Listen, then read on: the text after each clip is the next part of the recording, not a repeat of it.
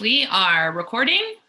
We are live. We still have a couple more people coming in, but it's great to see everybody's faces. I'm hoping soon we're going to be able to meet in person. But we're looking forward to another great meeting. So we have a wonderful lineup today of three local speakers. Sorry, I'm trying to let people in at the same time. Multitasking here. So we've got a great lineup today, a topic that is near and dear and incredibly relevant to all of us in terms of Camano Island and emergency management. So I am going to hand it off to Eric Brooks. So we have Eric Brooks, we have Levon Yengoyan, and Scott Fague here as speakers. So I'm going to ask them if they could each introduce themselves. We're going to start with Eric, then move to Levon, and wrap up with Scott. If you have questions, which we hope you do, if you have questions as you're going through this, just feel free to put them in the chat box. I'll be monitoring that, and then I can ask the questions to each presenter. So without further ado, Eric, you ready to take it on? I am, yeah. Good morning. So first of all, I appreciate you guys inviting me here today to speak, and I'm honored to be talking with Levon and Scott as well. We work closely together during normal hours as well as during these emergencies and disasters. So as you said, my name is Eric Brooks. I'm the Director of Emergency Management for Island County.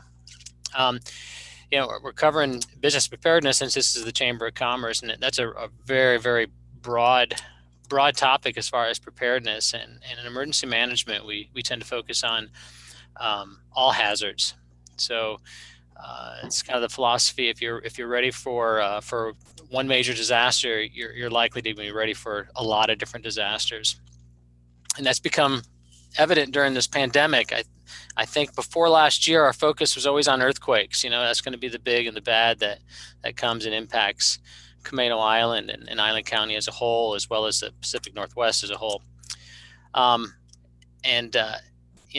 we're going through a lot of the things that happened during the pandemic, we looked at a lot of things that had to do with business preparedness and how to take care of your business. And a lot of stuff is very relevant as far as, with the pandemic as it would be for an earthquake. Maybe not the physical damage, but a lot of the things that you do in order to be prepared. So first and foremost, anytime we talk about preparedness, whether it's for your business or not, the first thing you got to really focus on is your personal protection and personal preparedness.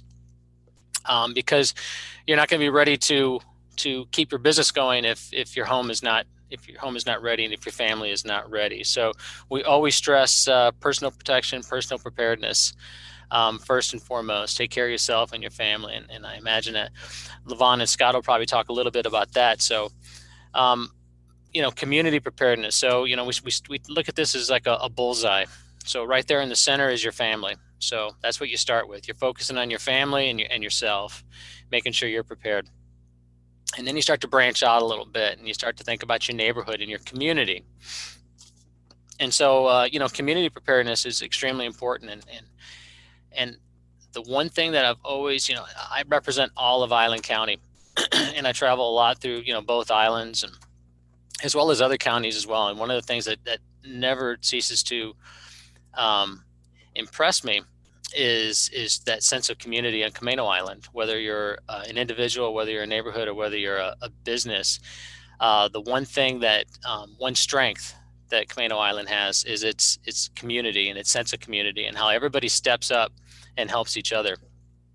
And in a disaster or even a small emergency, that's probably the biggest thing that's going to help save people is that sense of community and sticking together. And there's all kinds of partners that we have. Community preparedness and individual preparedness is really based on partnerships. And like we said, we have wonderful partnerships with Camano Island Fire and Rescue, as well as our law enforcement agency, Island County Sheriff's Department there. But then it's the businesses. I know a lot of you that I see the names on there that I've worked with or given presentations to or visited, and probably eaten at a lot of your restaurants or shopped at some of your stores there. So Also Island Transit. I think I see Todd Morrow on there as well.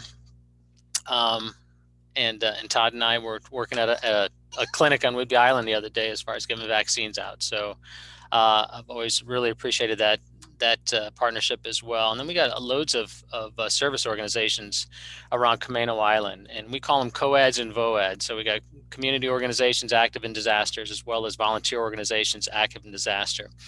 One of the most prominent ones you have that really ties a lot of these organizations together is the Commando Preparedness Group, which is an outstanding group. And I know there's a couple people on this presentation that are part of that Commando Preparedness Group. And that's a great way to share information and to help others in the community too. And then we have just a whole myriad. I mean, I can go on and on the entire list of different organizations that are part of the community, but it's really important that you develop those partnerships and develop those relationships early on, which Camano has prior to the disaster, because it gets harder and harder once you have that big shake or once you have that pandemic going. So developing those relationships early is going to really pay a lot of dividends later on.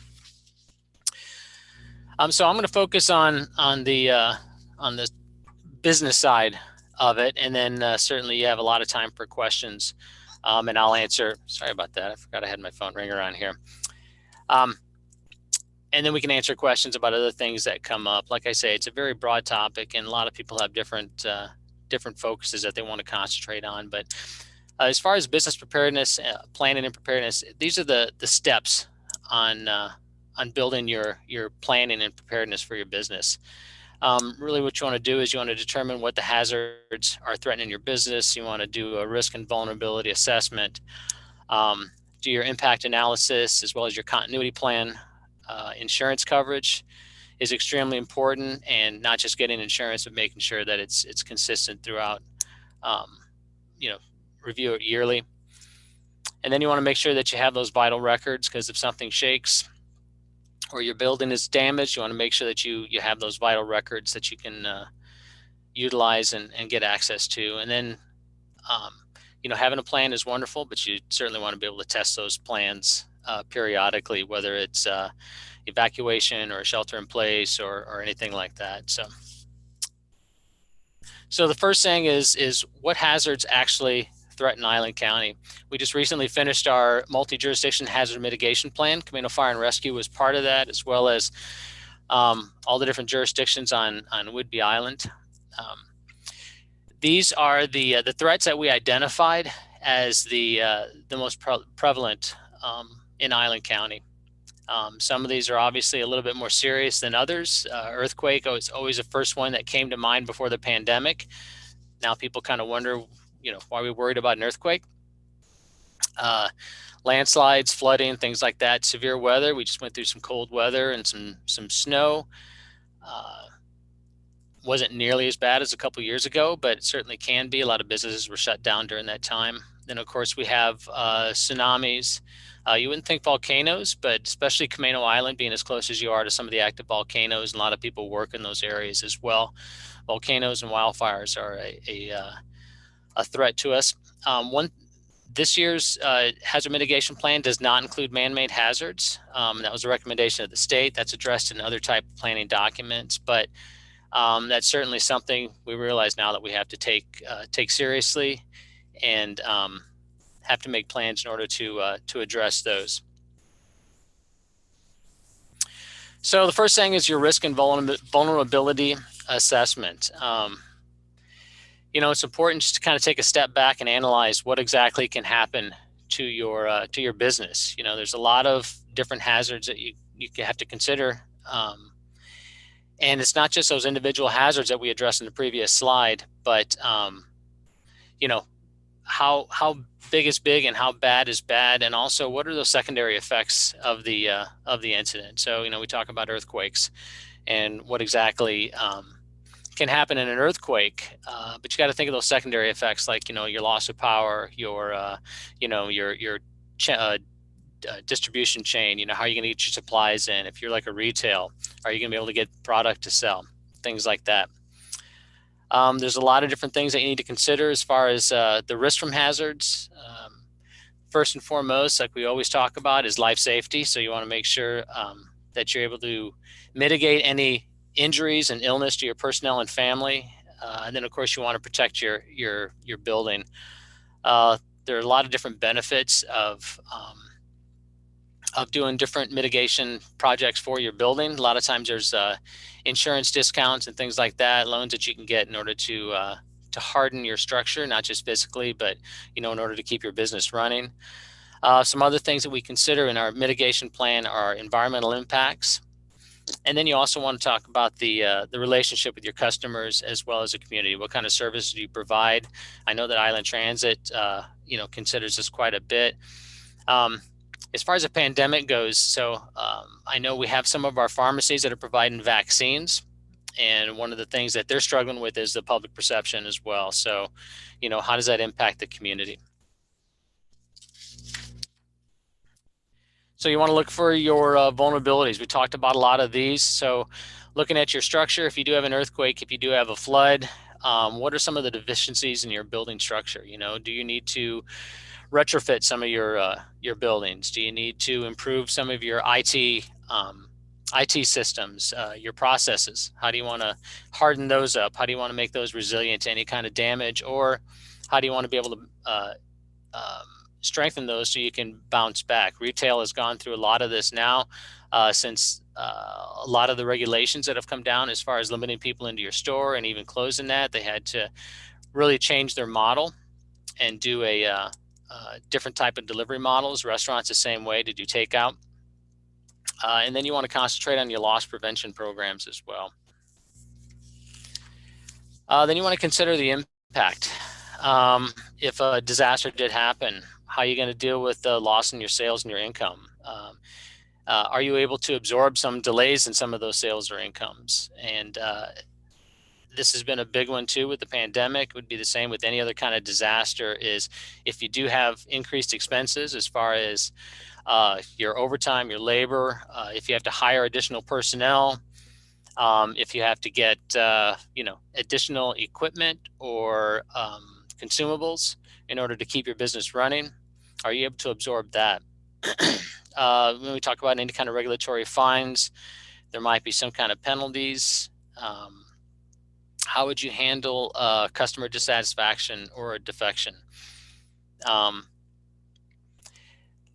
Another thing that you want to really consider with this is the timing and the duration. So a lot of us, when we think of a disaster and think of overcoming disaster and how to compensate for it, we think of more of the short time delays.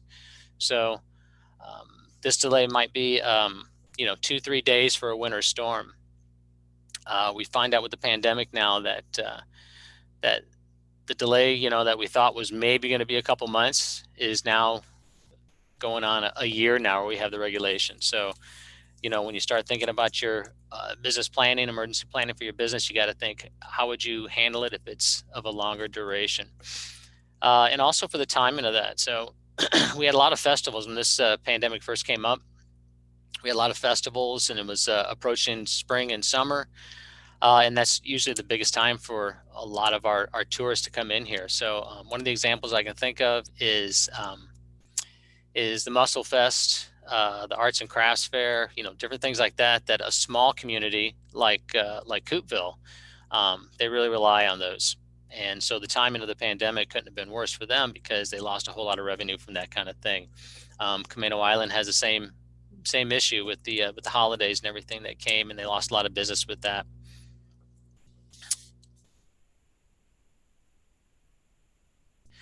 So something that's really important, not just for businesses, but for really any type of organization, is your business continuity planning. Following an incident that takes out your normal business model, you're going to need resources to recover in order to restore your business. We call it resiliency. Resiliency is kind of almost an overused term at this time. When we first started using it, it was kind of that new and exciting term, and basically it just means, how are you going to bounce back? And it may not necessarily be how you're going to go back to business as normal, but how are you going to be able to continue? And the pandemic has brought a lot of light to that, on how do you continue business when you can't do business as normal. So some businesses have certainly been successful with that. Others have really struggled, and some have even gone out of business because of that. Some of the things you want to think about are your employees. Resources aren't just things, but employees are resources. So with the pandemic, how do you handle when you got employees that can't come in? You know, for earthquakes, it might be because they've lost their home, they've lost a lot of things, and they have to leave the area. In the case of the pandemic, you may have somebody that has some type of autoimmune disease or something where they can't come into work or they can't be exposed to that kind of thing. Then you got to think of the office space, you know, your furniture, your equipment. Technology has been a big one here too.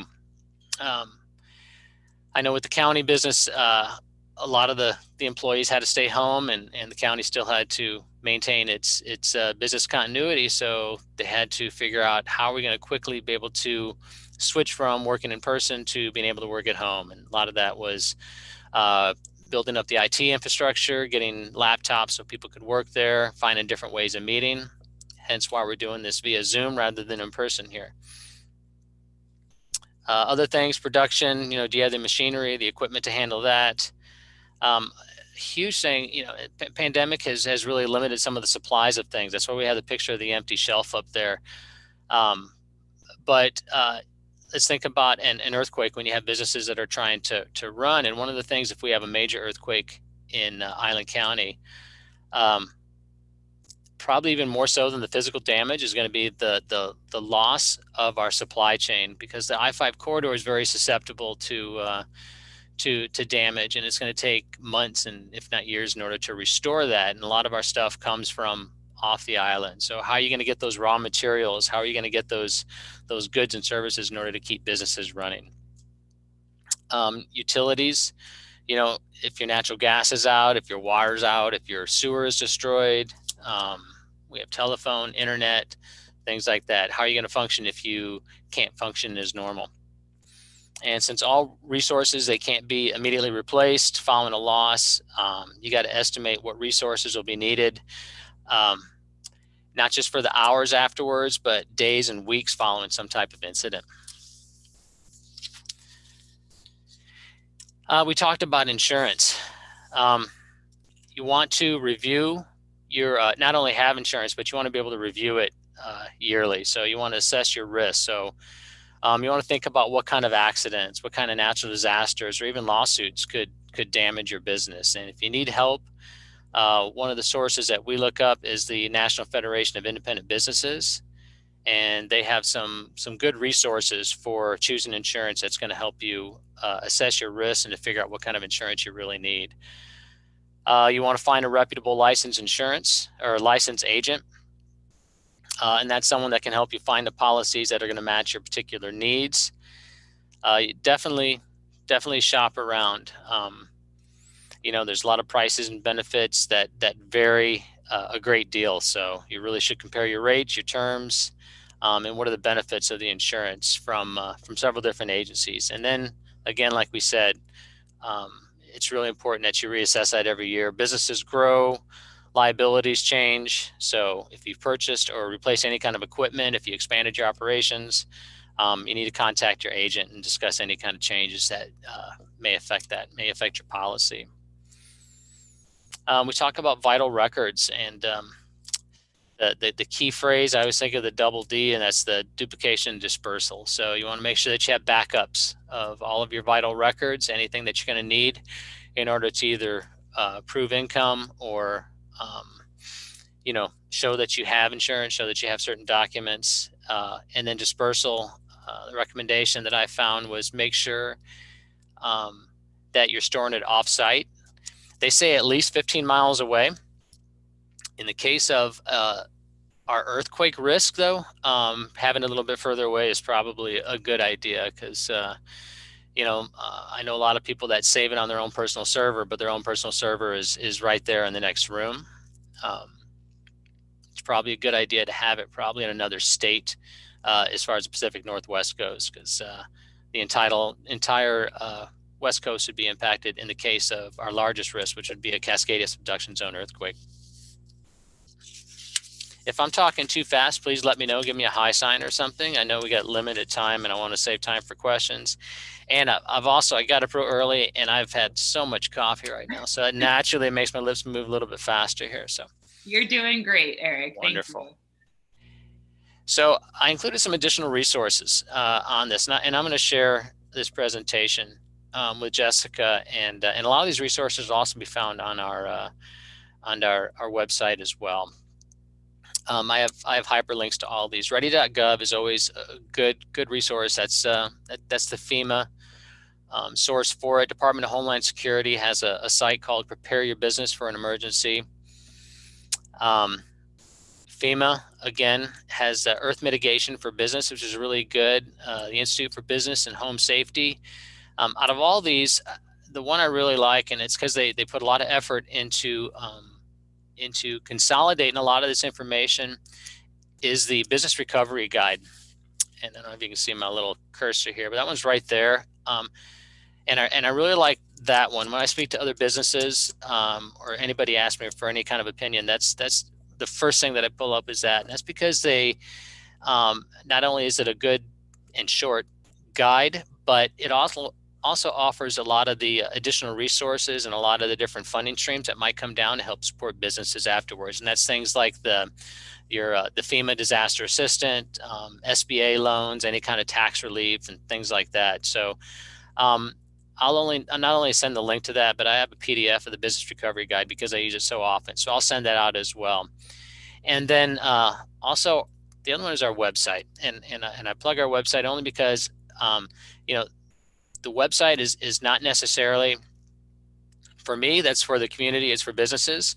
And so if people find information that they find useful, or if they want pieces of information that they want at their fingertips, we usually put that directly on our website, and we try to make it easy to use. So if you have any kind of recommendations for information that you want included on there, let us know. We try to really stock up that website to make it a community resource. And so did I make my my 15 minutes there? You are perfectly fine. That was Oh, really perfect. helpful. All right. Thank you. And there's a lot of things that, as far as questions that we can talk about too. Some of the things that we really push is we have our emergency notification system that we utilize. It's called AlertSense, and it's a very robust system that we have. And that's one of those things where you can register your email, your cell phone, your well, nobody has pagers anymore. We can still do pagers, but we can you can register the information on there, and we can send you information, send you alerts. We've used it quite a bit for Camano. I'm trying to think of the last couple times we used it for Camano. We use it for active shooter quite a bit in order to have people do shelter in place or lockdown. We've used it for chlorine gas leaks for tanks and things like that. So, but it's a wonderful tool. And one of the capabilities that we have with that also is something called iPause. And iPause consolidates all the different notification systems that you utilize. So what that means is that if we have a major disaster, regardless of what it is, we can actually ring the cell phones in any area. So we can isolate a geographic area, whether it's a small part of North Camano, and we can ring every single cell phone. That includes people that are coming in that are tourists. That includes people that are registered. You don't have to be registered. It's kind of like that national system where your phone rings and you're wondering, like the Amber Alerts, and you're wondering why it's going off. We can do that with our iPause system, as well as hit any kind of electric signs, websites. It goes to radio, it goes to TV, it goes to, any kind of media. So it's a very powerful tool that we can use in a variety of different ways. So it's called AlertSense. If you want more information of that, we have it on the website, or I can answer you with any kind of questions. So with that. So there are a couple questions coming through. Great. Could you speak about any planning for the possible downing or damage to one of our county's gateway bridges? For any of your gateway bridges? So I'm assuming you're talking about the 532 bridge? That's Todd Morrow, yeah. So, or Deception Pass too, I would guess would be interesting. Yeah, the Deception Pass. I'm gonna stop sharing so I get a bigger picture of my face here. So, whoa, okay. So, yeah, so we do have our local plans for it. We work a lot with the Department of Transportation and Washington State Department of Transportation. One of our plans that we have is part of a regional plan, and a few years ago they had a grant that came out, and it was called the Regional Catastrophic Planning Team, and that was mainly the bigger counties. So you got your King County, City of Seattle, Spokane, Snohomish, Tacoma, or Pierce County. And we petitioned and made our case to be included in that just because of our geographic situation. So part of that was transportation. And two of the scenarios that we worked on was the 532 bridge going down on Camano Island, as well as Deception Pass Bridge going down. And a lot of it, I mean, it's a very comprehensive plan. A lot of it is redirecting traffic, and a lot of it is the one on Commando talks a lot about using the Army Corps of Engineers in order to span some of those gaps in order to repair the situation. The nice thing about Commando and the 532 bridge is that it's probably one of the most recent bridges to be built in Washington State, and so it meets all of the earthquake specifications. The Deception Pass Bridge, on the other hand, is they don't call it, it's called functionally obsolete, which means it's still in really good shape comparatively, but in the case of a major earthquake, the Deception Pass Bridge is probably going to go down. And so that one is more traffic diversion and utilization of the ferry terminals more extensively. So bringing goods and services onto the island, bringing emergency activity off the island. Okay, functionally obsolete. I'm glad we're not functionally obsolete. It's a good term. Yeah. So what is the sign up for the alerts? So that's on our website. There's a couple different ways to sign up for the alerts. You can sign up. First of all, you click the link on our website. There is a link on there. I think it's on the first page, as a matter of fact, of our website. And what it'll do is it'll take you to Alert Sense, and you just input your information. You input your name, your location, what email address you want it to go to, and you can do multiple email addresses. You can do multiple phone numbers, and so we can choose how, and text as well. So we can choose which means to notify you, and a lot of times it's going to be all the different ways to alert you. But the other way you can do it is through a mobile application, which is really nice because with the mobile app, and it's a red one. So you got to look up, when you look up Alert Sense, you got to look up the red app, because what that does is it lets you pick the geographic area. So on my mobile app, I should have shared my phone on here too, because you can see it. But on my mobile app, you can, I have, of course, Commando, everything from Commando to Clinton, Langley, Coopville, Green Bank. So you can actually have your area on there. So any alerts that come in, you will get them on your phone through a notification on the app as well. So there's a lot of different ways to get notified. Okay. And then Terry was asking for the name of that resource again. Terry, I'm not sure, it was a specific resource. I think she's muted. You're good? Are you good? Okay, she got her question answered. Okay. All right. Any other questions for Eric? We can circle back around, but thank you very much. That was really informative and incredibly helpful. Oh, I just had one come back in. With the snow that happened this weekend, many who are scheduled for their second vaccines have been canceled. Because of the second vaccines are time sensitive, are there any plans to mitigate this in the future? Well, right now the issue with the vaccines isn't necessarily the weather. It's the lack of vaccines being delivered. And Levon can talk about this, because I think he's probably as frustrated, since they're our primary point of contact for running the vaccine clinic on Camano Island. But a lot of organizations, or I should say almost all the organizations in Washington State, are going through that. They were promised I'm trying to put this kind of nice. I guess I really don't want it to be nice, but they were promised a good flow of second doses, and what's happening is they're just not getting that flow of second doses. And I think that's going to be remedied here soon, and we say the dams will be open and we'll start getting more vaccine. But I don't think the weather impacted it as much as vaccine delivery. I think talking to Levon, and Levon can correct me on this, but I think we're hoping to open that back up on Monday. If he gets the vaccines that he's promised. Specifically to Deanna about her question, it's really, it depends on where you are going for your second dose. They should be reaching out to you to reschedule that dose. I know that, as Eric said, Doses are limited right now for everybody, but there were also some delivery things that happened this week because of the snow. So vaccines did not get to providers on time. So hopefully they will be reaching back out to you to reschedule your specific second vaccination. Great. Okay. Well, that's a great transition over to Levon Yengoyan. So if you want to just introduce yourself, and Levon has a presentation to share as well. So we'll get that running. Yep, we got it. All right, so thank you everyone, and Jessica, thanks for the inviting. My name is Levon. I'm the fire chief here on Camano Island, and I think Eric did a great job of covering so much around the disaster preparedness piece. Our role is really more in disaster response, and I'll talk a little bit about that. Island County has the responsibility for the preparedness side, but I also thought it's important to say that we also approach this, while we're a government agency, we endeavor to take all the steps that Eric outlined in terms of wanting to make sure that we can stay up and running in the event of a disaster.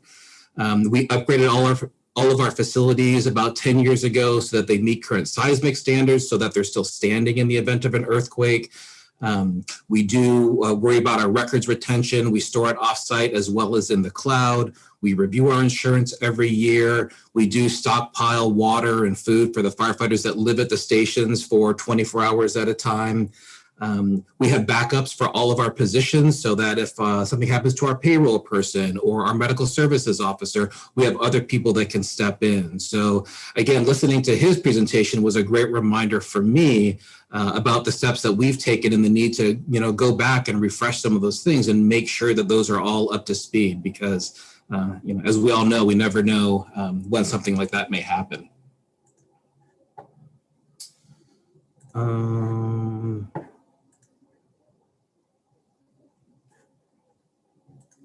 Bear with me one second. There we go. Okay, so I want to just start by covering quickly just the services that we provide, because again, that's primarily what our role is on the response side of the disaster. Everyone knows that we do emergency medical services. That's about 70% of our work. We do fire suppression. Those are the obvious things that people think of when they think about their fire department. What you may not know is that we do a lot of rope rescue. There's a lot of bluffs on the island. We have a very highly qualified technical rope rescue team. We respond to a number of calls every year.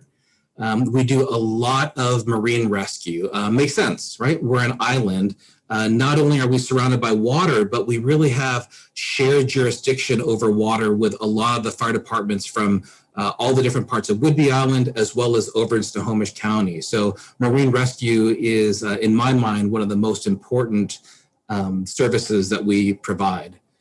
We do quite a bit of fire prevention and public education, CPR training, ACT training. I'll talk a little bit more about that later. We do have a program with our high school cadets. We have a community paramedic. And the purpose of this talk, emergency preparedness and response. So we'll talk more about that. How do we do that? The main thing that I want to focus on are the operational personnel that we have. 42 firefighters, combination of paramedics and EMTs that are on staff 24 hours a day, 7 days a week, 365 days a year. We also have a volunteer force of that's about 10 right now, where we're always looking to increase the number of volunteers. And I think what's important when you look at our organization is that those firefighters are organized into 3 shifts, and those shifts each work 48 hours on and then 96 hours off. So at any point in time, we have one of our shifts on. And the reason that's important is because while sometimes it seems like we're a large department with 42 firefighters, at any given day, we only have between maybe 9 and 12 or 13 that are on that day. So if a disaster happens, that is likely going to be the amount of firefighters that we have to respond with in the event of an emergency or in the event of a disaster of some type. We operate out of 4 stations, serving 16 to 20,000 people, and we are an island. I know people always laugh, well, it's obvious that we're an island, but sometimes people don't think about the ramifications of what that means, both in terms of our day-to-day response, and the long travel times to get to the south end if our units are out of service and we're getting help from Snohomish County Fire Departments, but also in terms of in the event of a disaster. And the question that Todd had about the bridges is one we think about a lot. What happens if we are geographically isolated? Are we prepared to deal with that as an organization? Are we prepared to deal with that as a community? We're fortunate that I think about half of our firefighters actually live on Camano Island, so we have that ability to bring them back in the case of a disaster. But those that are off island, it becomes obviously more challenging should something happen to the Mark Clark Bridge that connects us to the mainland. I want to talk some about emergency preparedness, and I know Milt is on the call, as well as I think some other people for Camano Preparedness Group. And I'm just going to be really upfront to say that I am shamelessly stealing a lot of information that Camano Preparedness Group was kind enough to send me.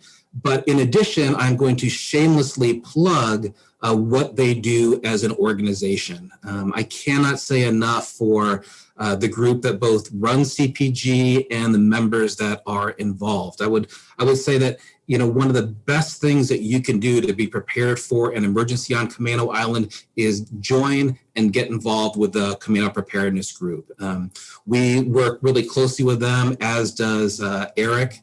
And I'm going to talk a little bit about some of the programs that they run, because again, our goal is response.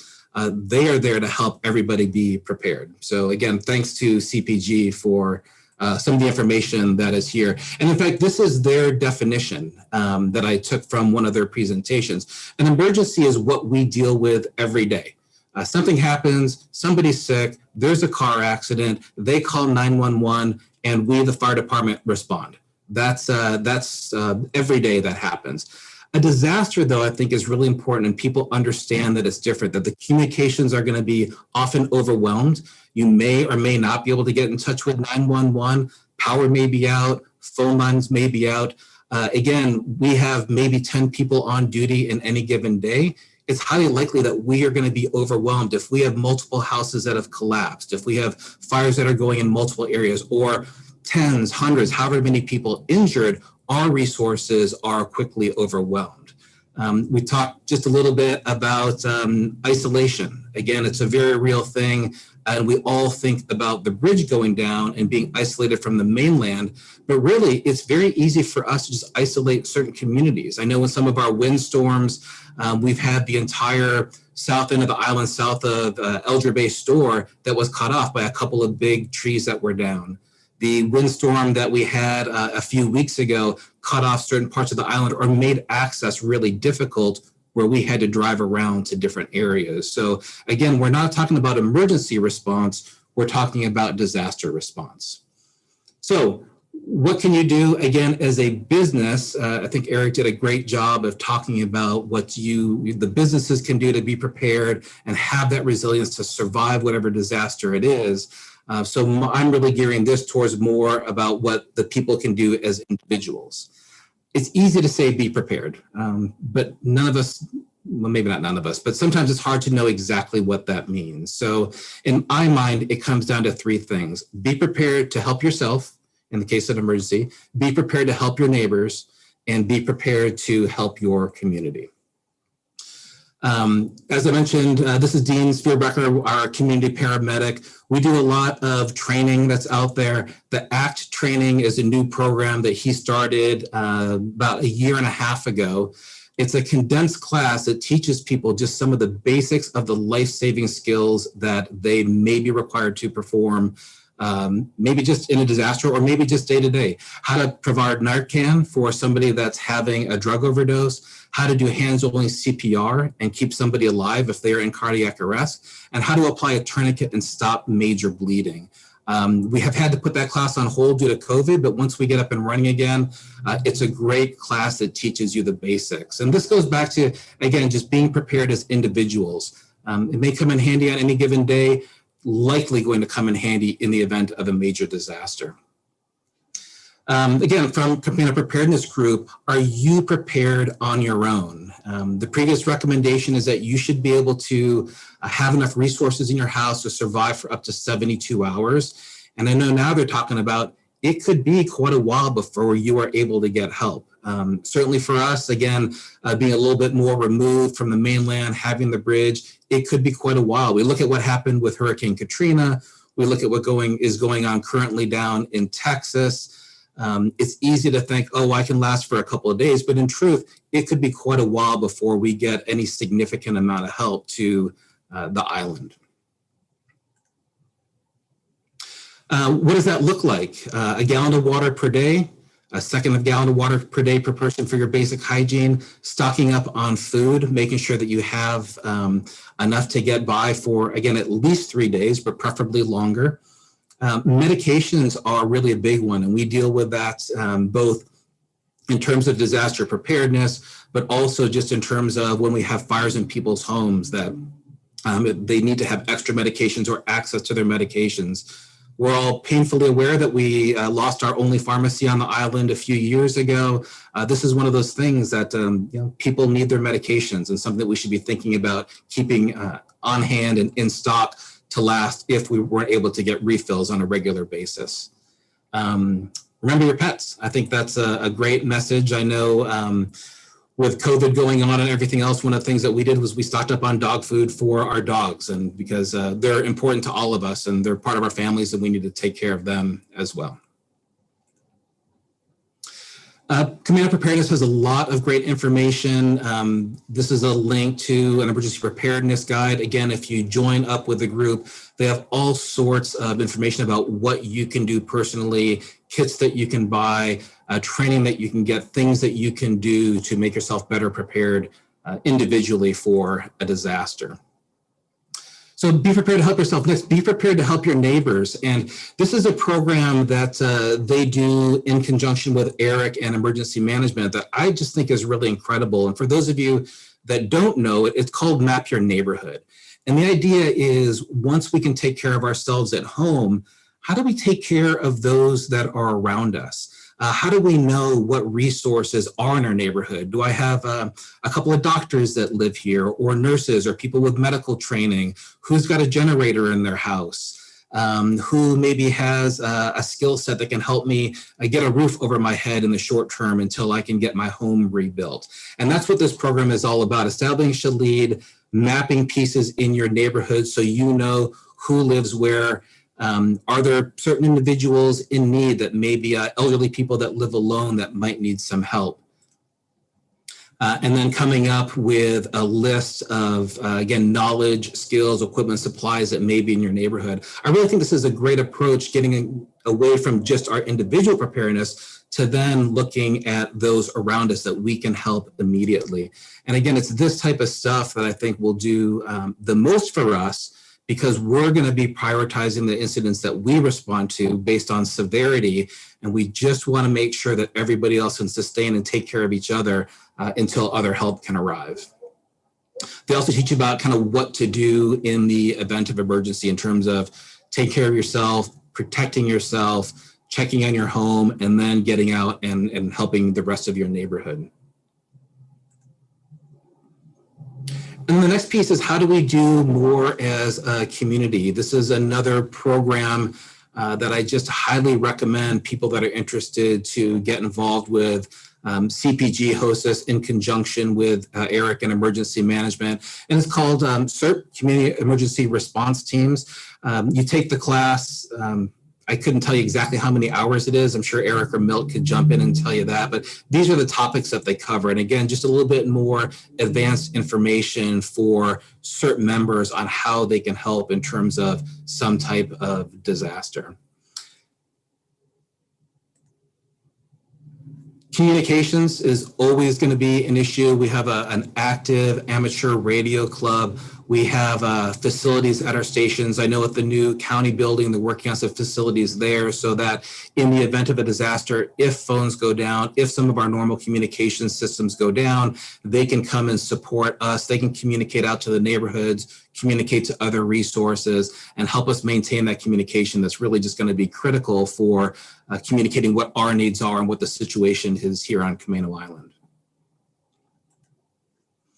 You know, Eric hit it right on the head earlier when he talked about what a strong community this is. We've lived here for over 20 years now, and it's one of the things that I love most about living here and about serving this community is that we do these things that we've talked about. We do take care of each other. And I think it's really been highlighted to me in standing up this vaccination clinic. The number of people that have volunteered to come in and help out has just been phenomenal. It's just been incredible turnout. So there's a lot of ways to get involved. I always say we can't do it alone, that we need to be partners in protecting our community. So some of the groups that we've talked about, Medical Reserve Corps, individual training that you can get, to help take care of yourself and take care of your neighbors and take care of our community. And that is all I have. And I would be happy to answer any questions if anybody has any. All right, thank you, Levon. Again, really helpful. There was a message that came in. Thank you for all the work that your team has done with the vaccinations on Camano. I think that we owe all of you a huge round of applause for all of the work that's gone into getting vaccinations available on Camano Island. But does anyone have any specific questions for Levon? Just put them in the chat if you do. Otherwise, we're going to say thank you for that and transition to Scott, who might need to. Yeah, good. Thank you. Hi. Thanks for being here. Yeah, So would you like to, I love your background. We all want to be there. Yeah, I tried to lighten the mood a little bit. This is Florence, Italy, the view from across town at Michelangelo Park. If you ever get the chance, I highly recommend it, but it gets very hot in the summer. I'll warn you. We would be there right now if we could. So would you mind introducing yourself to the group? Sure. My name is Scott Fague. I'm a patrol lieutenant with the Sheriff's Office. I've been here since 2000. And so the Island County Sheriff's Office is comprised into 3 precincts. One is North Whidbey, one is South Whidbey, one is on Camano.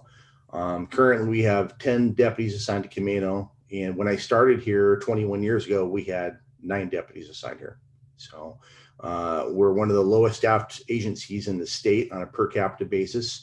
And that we have to get very creative all the time in order to stretch our resources. And we do a lot of collaboration with our partner agencies in order to do that. Myself and the sergeant that are in the Camano precinct, we both work patrol shifts. We are working supervisors. So we don't fly a desk. We're out there every day responding to calls as well as all the other things. So the good part about that is we get the boots on the ground perspective about how things are going. The bad thing is sometimes we don't have sufficient time to engage in some of the higher level stuff that we wish we could do. But of course, the sheriff and the chief criminal deputy in Coupeville, they do those particular functions at the higher level for the agency. So I want to, I'm probably going to sound like a broken record. I'm going to say some of the same things that Eric has said and Levon has said. First off, I want to plug also the Commando Preparedness group. They do fantastic outreach in the community, and they are kind of one-stop shopping for a lot of your planning and how to get ready for things. And as we're talking about this, some kind of an emergency disaster, as we speak right now, what's going on, across the country, a variety of things. And Camano is not immune to any of that. My stepsister, who lives outside of Portland right now, they're I think day 5 without power, and they're looking at another 5 days before they can get power. These things will happen. In 2008, December of 2008, I think the south end of Camano was without power for 2 weeks, if not more. The hard thing is, we're at the end of the line of resources of electricity, of the roads, everything else. So in the event of a major incident, in order to get resources to Camano to help these 20,000 people that live here, it's going to take some time to get those roads opened and those bridges checked by the engineers from DOT to make sure they're safe to put heavy vehicles on and things like that. The model of self-preparation, prepare your household, prepare your street, your block, prepare your neighborhood.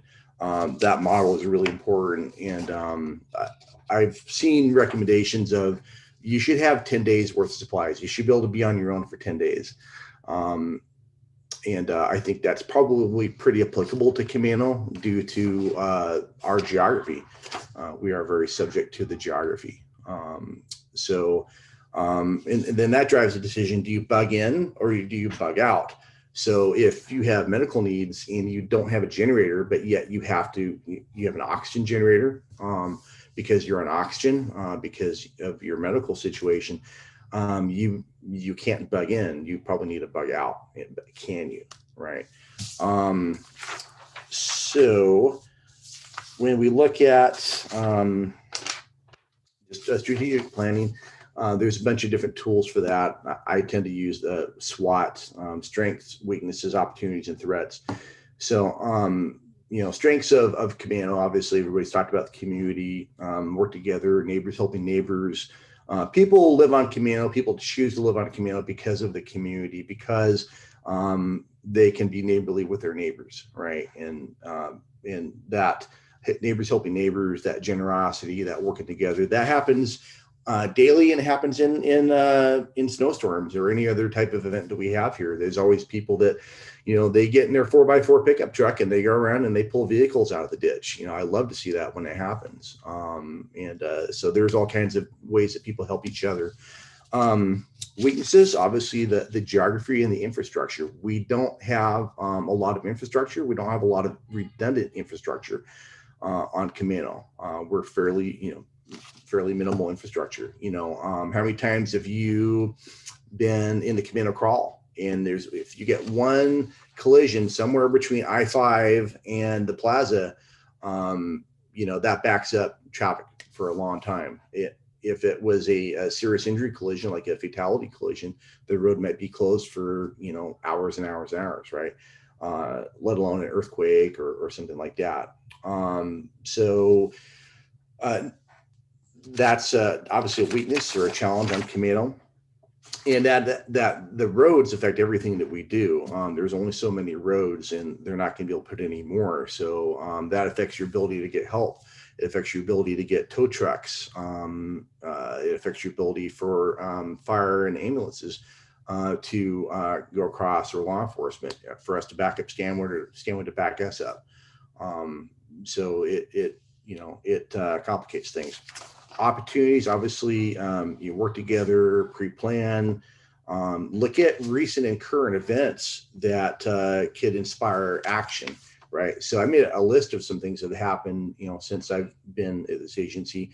We had the earthquake in 01. I think it was 01. That was fairly minor, but that could have been more. And everyone talks about we're in the ring of fire. We're in the Cascadia subduction zone, so that could happen anytime.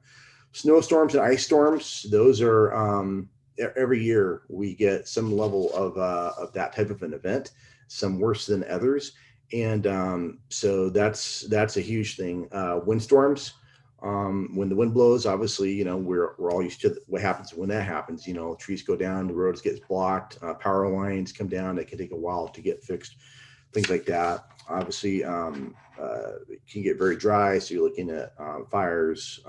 Obviously, tsunami is always something that can happen here. And if you look at some of the tsunami models, they're pretty severe in the impacts it would have for Camano. A lot of people think that Whidbey is going to protect Camano, and that's not what's going to happen.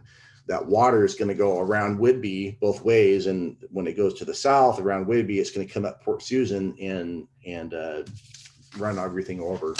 And if that happens, it's going to affect 532 in the Clark Bridge as well. So you can look at some of the tsunami modeling on that. Just look for tsunami projection, Camano Island, Google that. Landslides, bluffs come down in Island County. A lot of these roads, when they were built back in the 20s and 30s, these beachfront communities, they weren't built to what we have now for modern standards. And so we have these high bluffs that are sandstone cliffs, and they get waterlogged and then they start sliding. And we had a fairly major one over on Whidbey in the Ledgewood area here a couple of years ago. Obviously, the Oso slide happened, and you saw what happened with that. So when you get a landslide in one of these types of communities, there's usually not another road to get resources down to them. So it complicates things quite extensively. Power outages, small and large. The bridge out are blocked. Everybody thinks about a earthquake, but they don't think about what happened if we had a gasoline tanker truck that jackknifes on the Mark Clark Bridge, and then you get a fire, right? So that's probably in the scheme of possibilities, that's more likely, or you get some kind of major collision on that bridge and some kind of hazmat release. So probably more likely than an earthquake. And you can look at what's happened with those in various areas around the state when it happens, and it can be fairly intensive. So what we don't have, fortunately, we don't have railroads and we don't have pipelines. So that helps us. But if something were to happen, if there was some kind of hazmat release on the Burlington Northern Railroad going through Stanwood, that's going to affect Camano. It's going to affect the ability to get resources to and from Camano. It's going to affect the ability to get to work, things like that. So there can be far-reaching effects if you take the 30,000-foot view. Things that happen in other communities can affect us. For example, when the I-5 bridge, Fiscagea River went down here a couple of years ago, if you remember that affected people on Camano, even it was up there, right? So there's always things that can have a ripple effect here. But usually what we're finding is for natural things, the weather events I talked about, in particular, we have hills on Commando that are for arterial roads, major roads that are steeper than Stevens or Snoqualmie passes. And if people are going to go over to Leavenworth or Eastern Washington off of Highway 90, how do they prepare their car? Well, then how do they prepare their car for winter driving on Camano? So you got to be doing those things. And we have had people stuck in their cars overnight on Camano in the winter during a snowstorm. So that becomes really problematic. So that self-preparation becomes really important. So we talked about natural disasters, emergencies. There's also man-made ones, and we deal with those every day on a minor level. Assaults, serious injury collisions. We've had a couple of fatality collisions in just the past 2 months here in Camano that stretched our resources quite extensively. We have to prepare for larger things, mass casualty things, rapid mass murder type events that can happen at schools, can happen at churches, happen at businesses. Most of those, actually, if you crunch the numbers, those happen at workplaces. That's the number one place that those things will happen. So if you don't have a handle on your safety plan for that, we have a group called the REACT group, REACTT. I think there's 2 T's in it.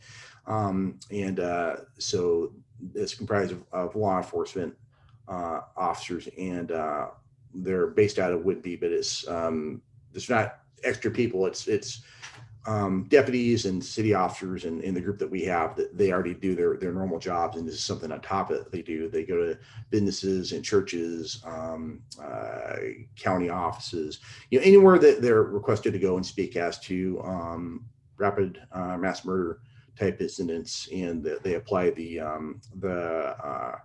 run, hide, fight model that's advocated by the federal government.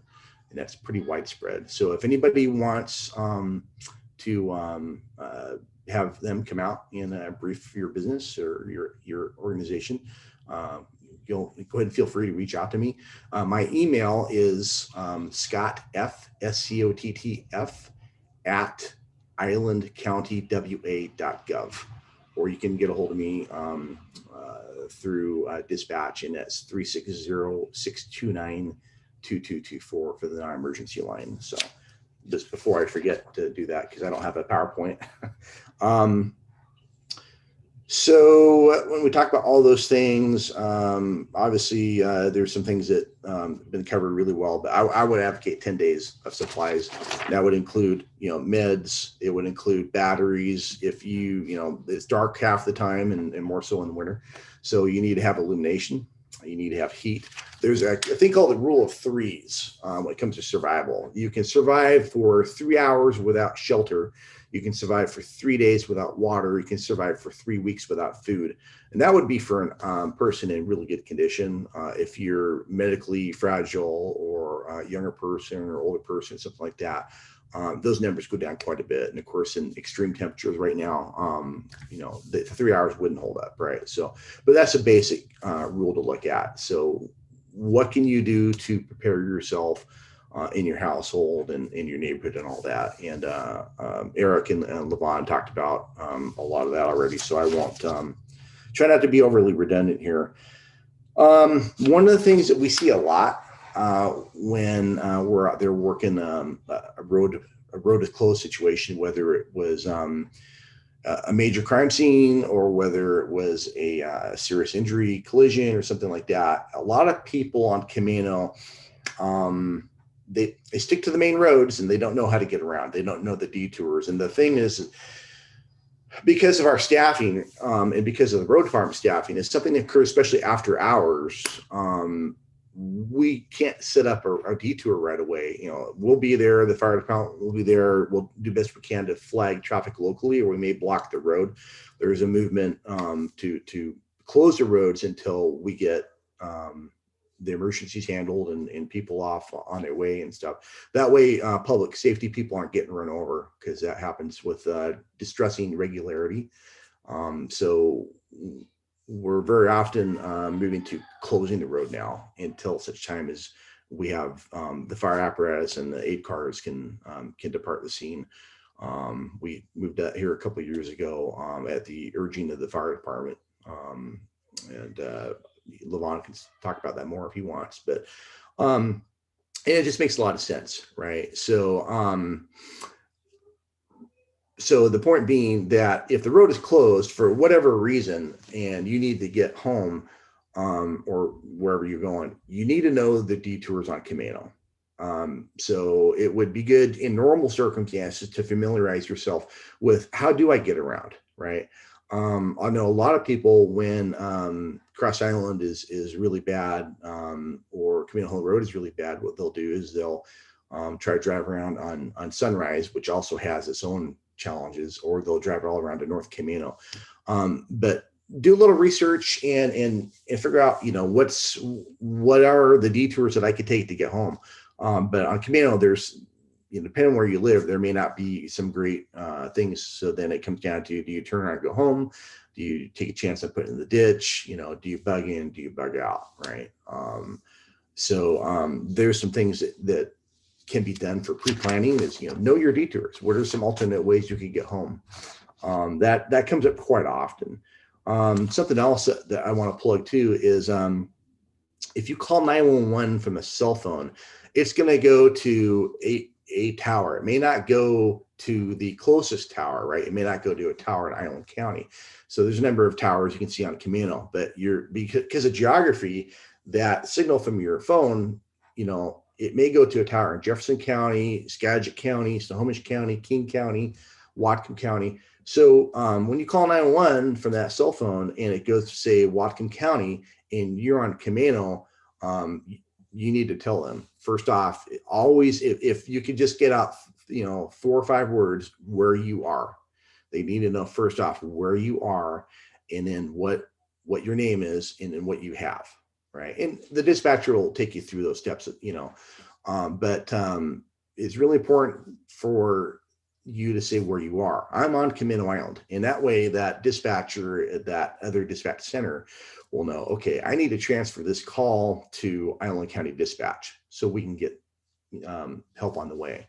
So that's really, really important. If you call 911 from a cell phone, just wanted to plug that. If you call 911 from a residential phone, then it shows the physical location of where you're called from. There are some other types of phones, VoIPs and things like that people use at their home, and they work a little bit differently. So it never hurts to say, where you are, and you should, know where you are. And so as you're driving around, just, anywhere you're at, try to give a landmark, so help can find you. We've had people that have driven their cars down the bluffs.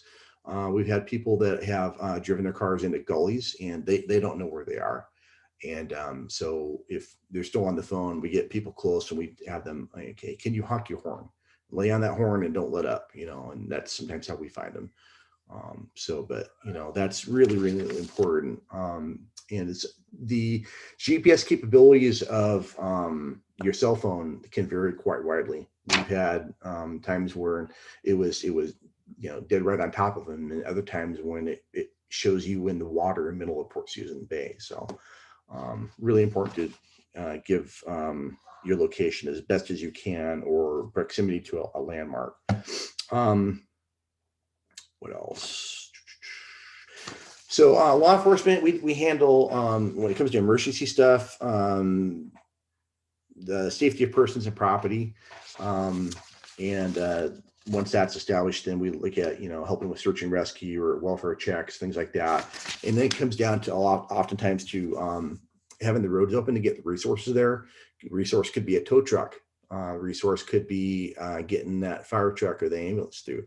Resource could be getting, some other needed resource, open the road, keep the road open for that type of thing. We don't have usually civil disorder on Camano, so which is fortunate. So we're not dealing with that. But we want, the roads to be open for the movement of people and supplies and things like that, right? So we work with DOT, or we work with Island County Road Department to keep the roads open, get the roads open, right? And a lot of people don't realize that 532 is a state highway, so we depend on the state to maintain that. The county road crew typically will not maintain that.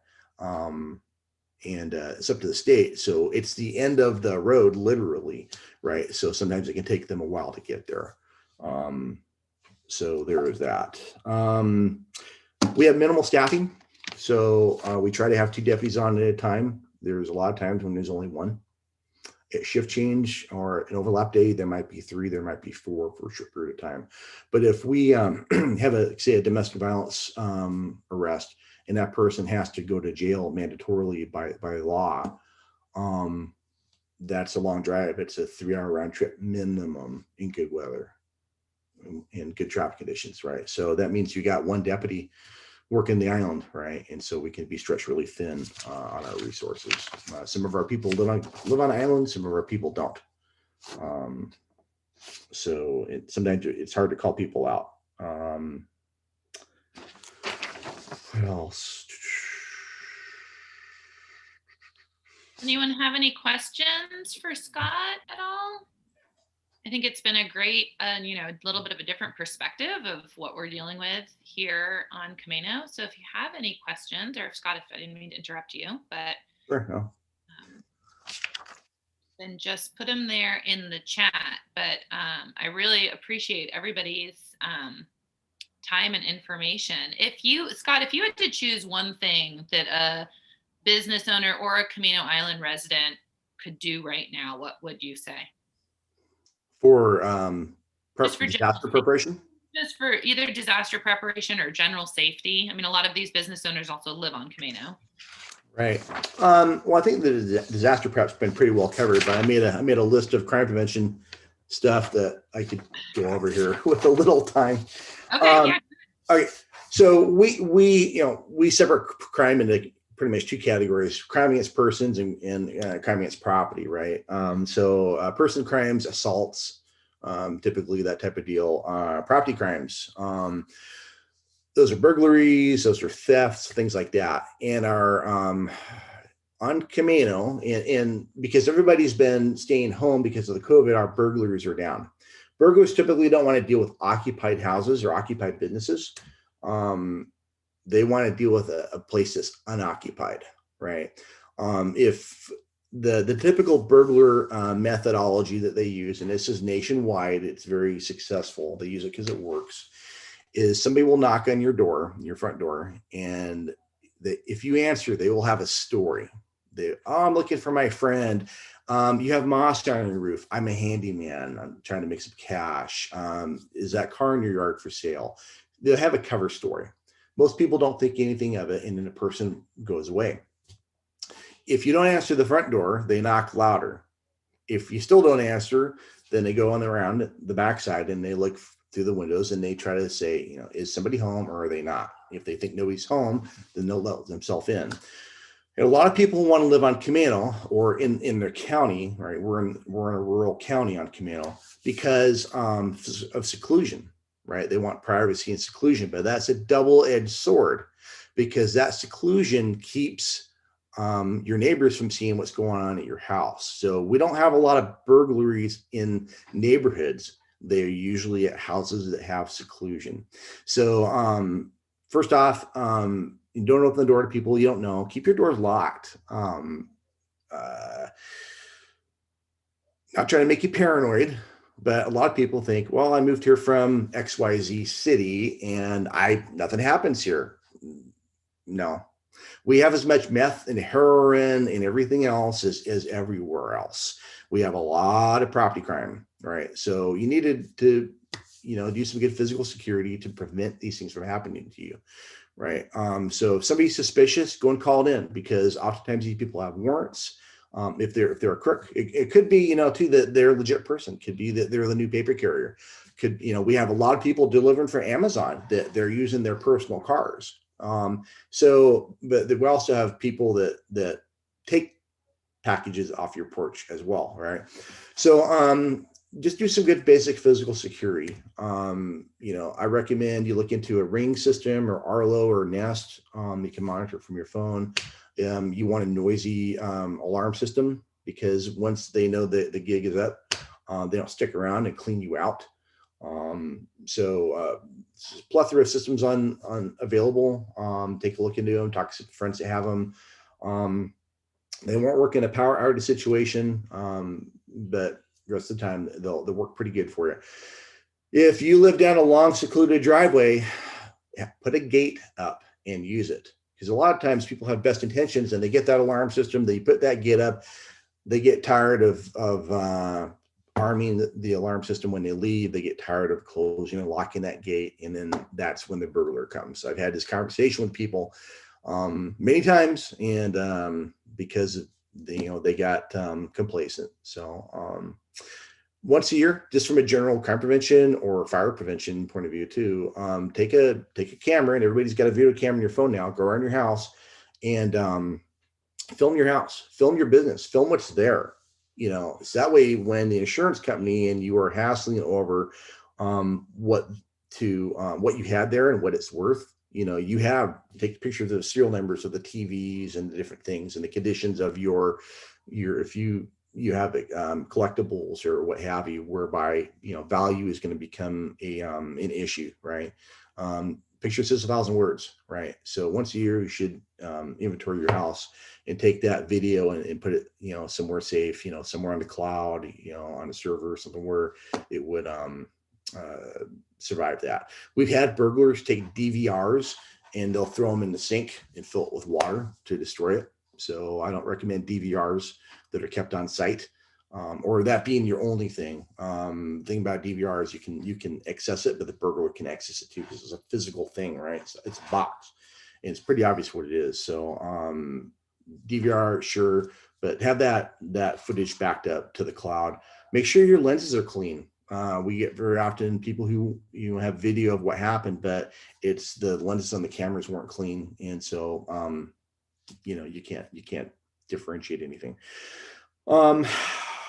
We have a lot of mailbox theft going on. Yes, it's a federal crime. Will the post office come out and investigate it? No, they will not, because they don't have the resource to do that, right? So the reason that people are doing this is if they hit 100 mailboxes, which doesn't take very long, out of that, they're going to get some birthday card money in cash. They're going to get some personal checks.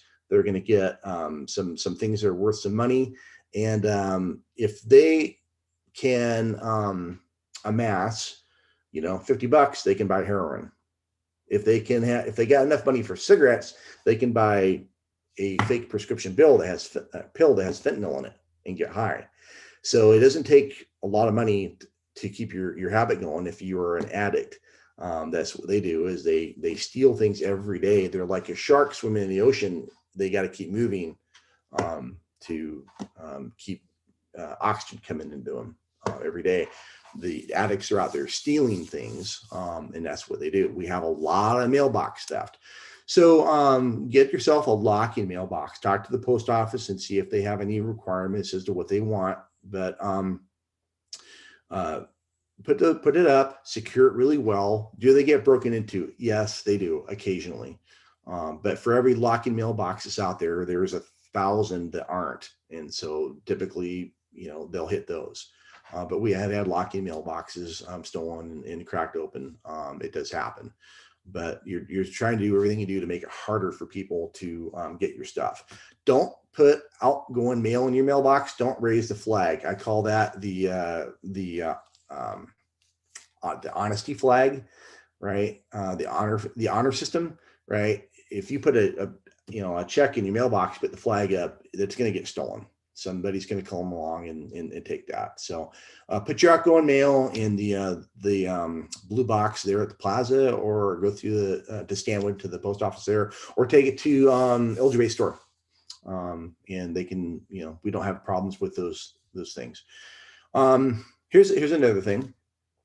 You need to have your numbers on your mailbox marked really well. And the fire department will tell you this too. In fact, Levon, are you still giving away highly reflective address numbers, or is that something that is in the past? Yeah, we don't give them away. I think it's just the cost material. It's like $15 or $20. You get the blue signs with the white letters that are reflective. And Scott's such a great point. It's so hard for us to find addresses sometimes. That's a huge help for all of us. Yeah. You need to have your address clearly marked at the road and also on the house, because we need to verify where it's at. And in a CPR situation, typically the deputies are going to be the first ones that can be there, because we're just already out driving around in cars usually, and we go a little faster than the fire trucks can. So very often we're the first one there. But if we can't find your house, then it adds time to that, right? So time lost is brain lost, right? So mark your house really well. Locking mailbox is good. Outgoing mail, don't put them in your mailbox. Vehicle prowls. We are drowning in vehicle prowls, and this is happening everywhere. So it's not just here. And people don't lock their cars in their driveways, and so you need to lock the car in the driveway. Don't leave anything valuable in it.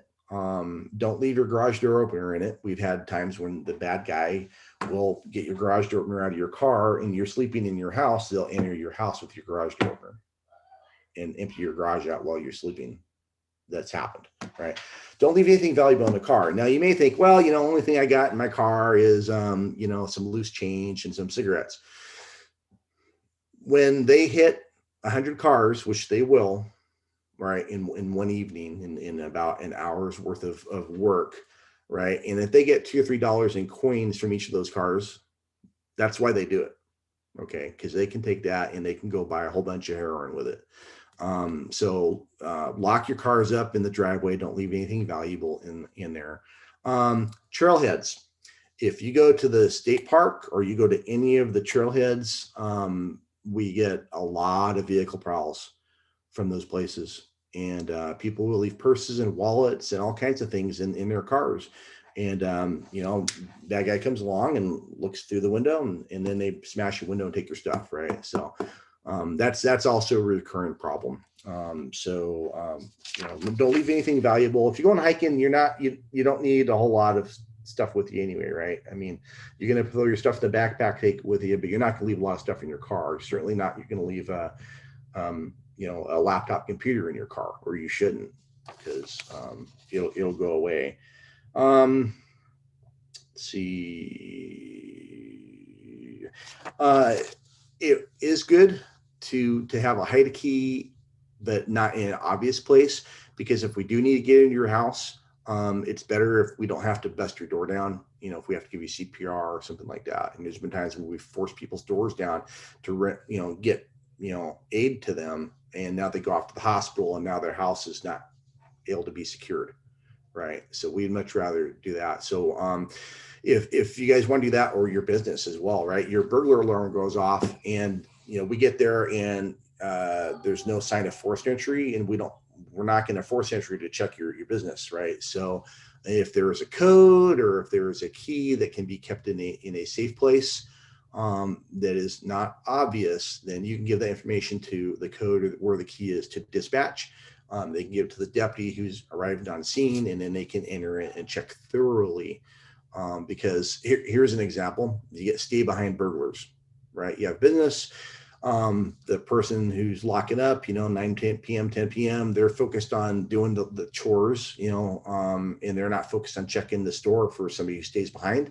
Somebody stays behind, they're inside your store, the employer locks up, they leave, you get a motion alert, sets off the alarm. Not sure why, we show up, and doors are locked, nothing's broken.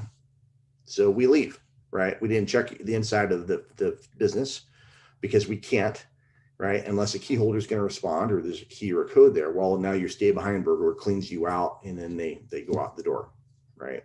So things like that just nuances, some of it's just not obvious, but it's, our wheelhouse there. So that's mostly it. Scam calls. They're not Microsoft calling you. They're not the IRS calling you. You don't have a warrant. Okay.